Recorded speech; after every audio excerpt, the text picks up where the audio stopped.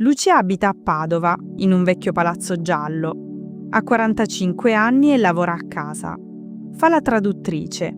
Traduce libri dall'inglese all'italiano. Il suo lavoro ha bisogno di una cosa importante: internet. È una sera di aprile e fuori piove. La pioggia batte forte sulla finestra. Lucia è seduta davanti al computer. Deve finire un lavoro entro domani mattina. Alle 8 ha una videochiamata con un cliente di Londra. Il cliente si chiama James ed è molto gentile. «Buonasera, Lucia», dice James sullo schermo. «Buonasera», risponde lei con un sorriso. All'improvviso lo schermo diventa nero. La videochiamata è finita. Lucia guarda il modem. Le luci sono spente. Internet non funziona più. «Oh no», dice Lucia, «proprio adesso». Prova a spegnere e accendere il modem. Aspetta 5 minuti, ma niente. Le luci restano rosse. Prende il telefono per chiamare l'azienda. Anche il telefono non prende bene. La pioggia ha rotto qualcosa, forse. Lucia si sente nervosa e stanca. Cammina avanti e indietro nel salotto. Poi decide di uscire dall'appartamento. Vuole chiedere aiuto ai vicini. Al piano di sotto abita la signora Renata. Renata ha 70 anni e vive da sola. Lucia bussa alla sua porta. «Chi è?» chiede una voce dolce. «Sono Lucia, la vicina del terzo piano». Renata apre la porta e sorride. «Che bella sorpresa! Entra, entra!» In casa c'è un buon profumo di minestra. «Anche il tuo internet non funziona?» chiede Lucia. «Il mio internet?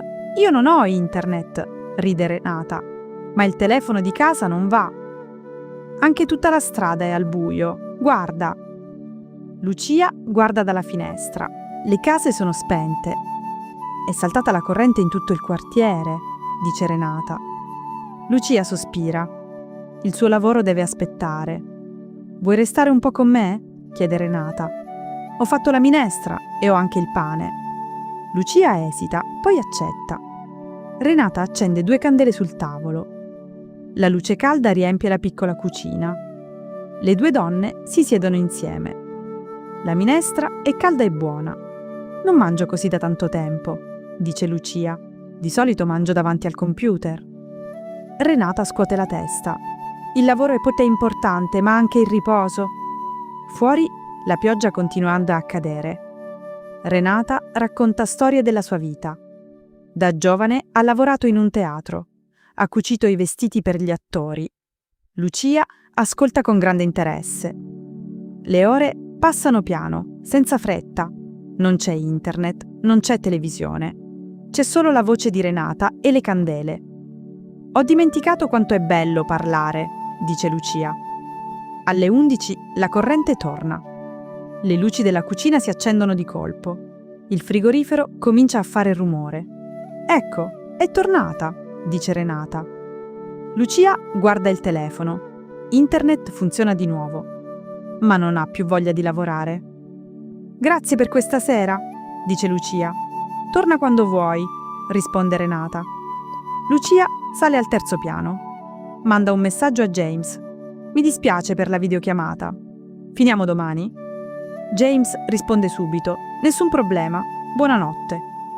Lucia va a letto con un sorriso. Ha perso una serata di lavoro, ma ha trovato una nuova amica. E fuori, finalmente,